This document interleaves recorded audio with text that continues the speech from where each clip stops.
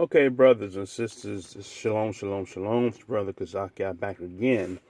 And I want to put a little more fuel in the fire on this New Testament, New Covenant doctrine. Okay? So, what I want to do is this time, I want to point out what Yahshua actually said to the disciples. And this you can find in Mark chapter 14 and verse 24 and 25, which reads, "And he said unto them, This is my blood of the New Testament, which is shed for many." So Yahshua said, "This is my blood." He didn't say, "You're in the New Testament now." That's what he did not say. But he said, "This is my blood of the New Testament, which is shed for many," he says, right? 25 is the kicker.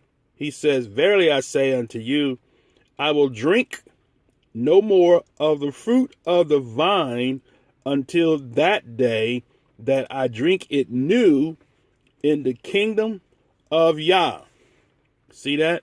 So now, what he was in fact doing was giving them a precursor, right? If I may use that, a precursor of the New Testament or New Covenant. Okay, now I want to exegete that with because we already covered Jeremiah 31:31. What I want to do is I want to read Hebrews, which is the companion, Hebrews 8. So let's go to Hebrews 8. And I want to read Hebrews 8 and we're going to read 10, right? Okay. Hebrews 8 and 10. All right. It says, let's start at verse 6. Let's start at verse 5 then, okay? "Who serve unto the example a shadow." Let's go back to verse 4. It's right in the middle of the thought there. Let's go back. Pardon me for that. I'm going the wrong way. This is Hebrew Bible. Goes the other way. Okay. Okay. Let's read this very quick. Start at verse 1. "Now of the things which we have spoken, this is the sum. We have such a high priest who is set on the right hand of the throne of the majesty in heaven, ministering of the sanctuary and of the true tabernacle, which Yah pitched and not man." So the things that are on earth were a shadow of the things that are in heaven. That's clear. Okay, that's a given. Okay, "For every high priest is ordained to offer gifts and sacrifices, wherefore it is of necessity that this man have somewhat also to offer. For if we were on earth, he should not be a priest, seeing that there are priests that offer gifts according to the law, who serve unto an example and shadow of heavenly things," right? "As Moshe was admonished of Elohim when he was about to make the tabernacle. For see, says he, that thou makest all things according to the pattern shown to thee in the mount." Okay, so it was a pattern. Okay, so that's a given. Verse 6 is where I want to go. Now he have obtained a more excellent ministry, by how much also he is the mediator of a better covenant, which was established upon better promises. So the covenant has already been established in heaven. Okay. Now, so the covenant on earth was a shadow of the better covenant, which was established in heaven, as he already said here, which was established upon better promises, right? Okay. "For if the first covenant had been faultless, then should no place have been sought for the second," right? Okay. "For finding fault with them, he said, Behold, the days come, says Yah, when I will make a new covenant with the house of Israel and with the house of Yehudah, not according to the covenant that I made with their fathers in the day I took them by the hand to lead them out of the land of Egypt, because they continued not in my covenant, and I regarded them not as Yah, I regard them not, says Yah. For this is the covenant. This is the covenant. This is the covenant. Here's the kicker. This is the covenant. This is the covenant. Okay, that I will make with the house of Israel. This is the covenant that I will make with the house of Israel. Right. Also, after those days, says Yah, that I will put my laws, not abolish them, not nail them to the tree, not end them, right? But I will put my laws in their mind and write them in their hearts. And I will be to them an Elohim, and they shall be to me a people. See that?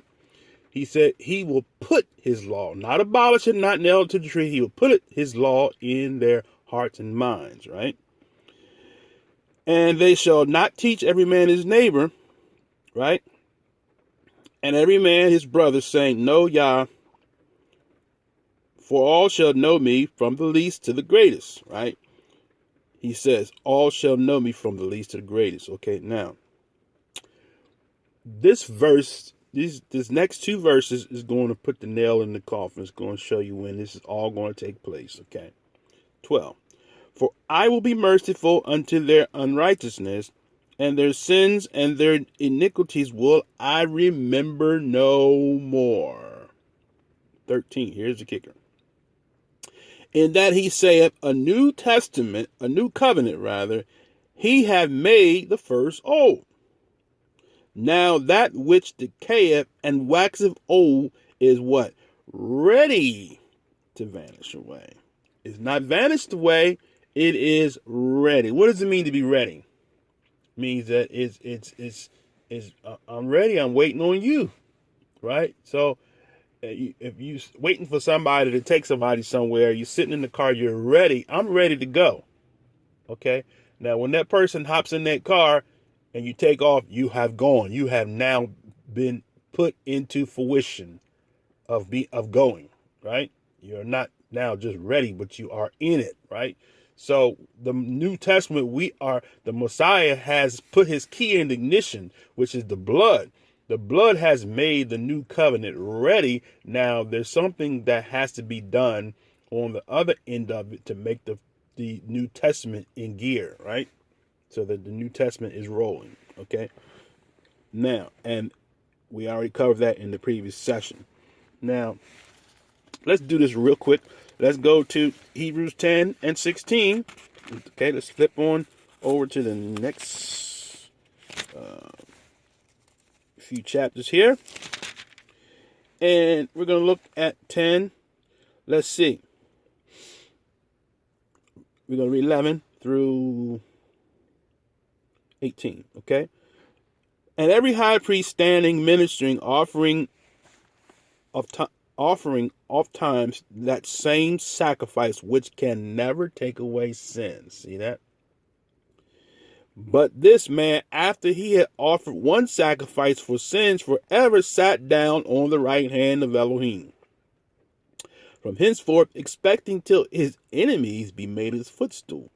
For by one offering he hath perfected forever, right, them that are sanctified. See that? So by his offering, he perfected them who are sanctified. How are you sanctified? You're not automatically sanctified by just making a confession and now I'm sanctified. You're sanctified through the word by walking in the light. And this is what Shaul talks about in his epistles. Yachanan talked about walking in the light as he is the light, right? That's what he's talking about. He has perfected every one of them that are sanctified. So if you are not set apart for Yah, you are still living like the world. Yahshua did not perfect you. You're still in your sins. This 16, wherefore the Ruach HaKodesh also is witness to us, for after that he had said before, this is the covenant that I will make with them after those days, says Yah. I will put my laws, not abolish them, not nail them to the tree, not do away with them, but I will put my laws in their hearts, and in their minds will I write them, right? Okay, so that's what the Most High said. And their sins and their iniquities will I remember no more. Now, where remission of these is, there is no more offering for sins. See that? Interesting.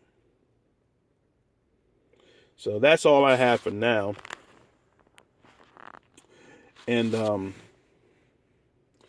so in the kingdom, as I close, the Messiah is going to reinforce the new covenant with the house of Israel and the house of Yehuda when they will become one in his eyes. No more two nations, but one in his eyes, right?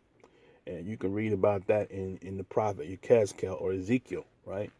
So we're not in the New Testament. We have been introduced to it. The blood is the key, and now we're waiting. We're waiting. He's waiting on us for the Messiah's second return. In Matthew 24, the Messiah said that immediately after the tribulations of those days, right, that he would send his angels to gather the elect from the four corners, right? Those who are going to run the governments of this world. And Revelation talks about the kingdoms of this world are become the kingdoms of the Messiah, right? And Revelation talks about that the Messiah shall take over the governments of this world. The kingdoms of this world are become the kingdoms of the Messiah, right? Revelation also says we shall reign with him 1,000 years on the earth, not up in heaven. We got people going up to heaven, and that's not even nowhere in the book.